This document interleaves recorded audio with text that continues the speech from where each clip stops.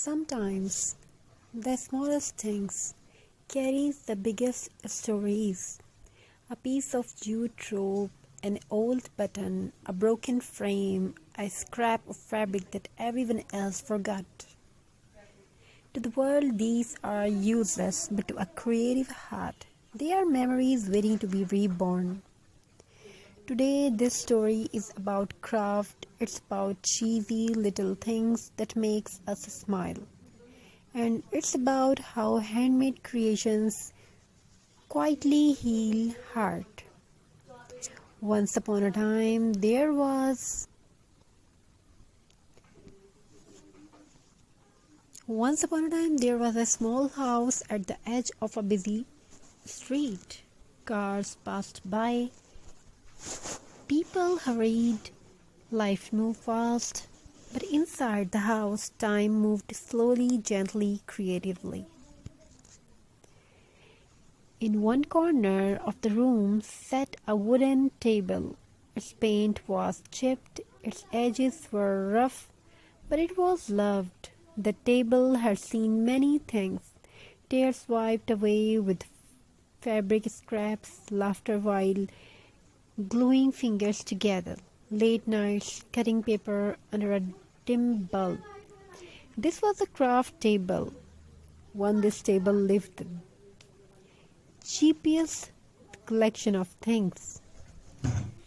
Empty jars that once held coffee, button rescued from old cloth, twine wrapped around memories, broken jewelry that still sparkled in the light. Cardboard pieces saved, just in case. People laughed when they saw it. Why don't you throw this away? Why are you keeping junk? Just buy something new. But the hands that work on this table knew a secret. Nothing is useless if it can still create joy. One evening, rain tapped softly on the window. The kind of rain that makes the world quiet, the kind that makes you think. She sat at the table holding a piece of burlap. It was rough, imperfect, stained with time, just like life. She did not know why her heart felt heavy that day. Maybe it was exhaustion, maybe unspoken worries, maybe the weight of responsibilities no one talks about. So she did what she always did. She crafted. She wrapped jute around an old glass bottle slowly, carefully, one turn at a time. With every wrap, her breathing softened. With every knot, her thoughts slowed down. Craft does not rush you, craft listen. She glued a less trim, cheesy, old-fashioned, slightly uneven. She smiled. It reminded her of childhood, of school projects made the night before deadlines, of glue-stained finger and proud smiles. Craft has a funny way of bringing us back to who we were before the world told us to be serious. She added dried flowers, no perfect ones, the slightly broken kind. Because perfect flowers don't tell story, broken ones do. She stepped back and looked at her creations. It was not expensive, it was not trendy, but it was warm, honest, alive. That's the magic of handmade things. They don't scream for attention, they whisper comfort. Days later, someone visited the house. They noticed the jar sitting quietly on a shelf, wrapped in jute, holding dried flowers, glowing softly on the sunlight. "Oh, this is so beautiful," they said. For a moment, the creator forgot all her worries because someone saw her heart in a jar. Craft is not just decoration, it's emotion made visible. Every handmade piece carries fingerprints of healings, hope, patience, frustration, love. You can buy that from a store. Think about it.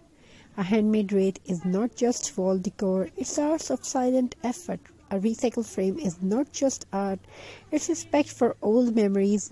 A cheap little DIY is not silly, it's brave because it dares to be imperfect. Craft teach us something important. You don't need luxury to create beauty, you need intentions.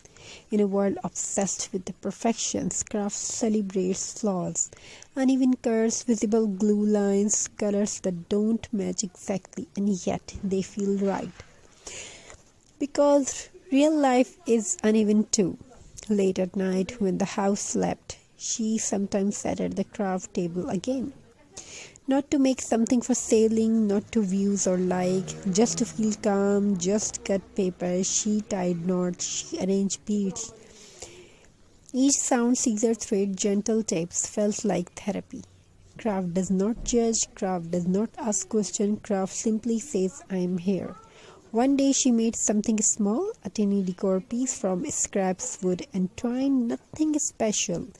She gifted it to someone who was struggling. The person held it quietly, then smiled, then carried. Someone made this for me.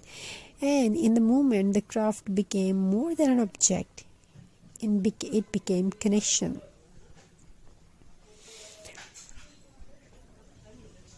So keep crafting, keep saving scraps, keep believing in old things, keep turning useless into beautiful. Keep recycling something. Because handmade is not just a hobby, it's a quiet form of love, and sometimes love looks like jute rope glue and a little bit of magic. Thank you. Be a part of this journey. Have a very nice and very good day. God bless you all. Take care of yourself and your family members. Wishing you a very happy crafty ideas. Thank you once again. Sometimes the smallest things carries the biggest stories. A piece of jute rope, an old button, a broken frame, a scrap of fabric that everyone else forgot. To the world, these are useless, but to a creative heart, they are memories waiting to be reborn. Today, this story is about craft. It's about cheesy little things that makes us smile. And it's about how handmade creations quietly heal heart. Once upon a time, there was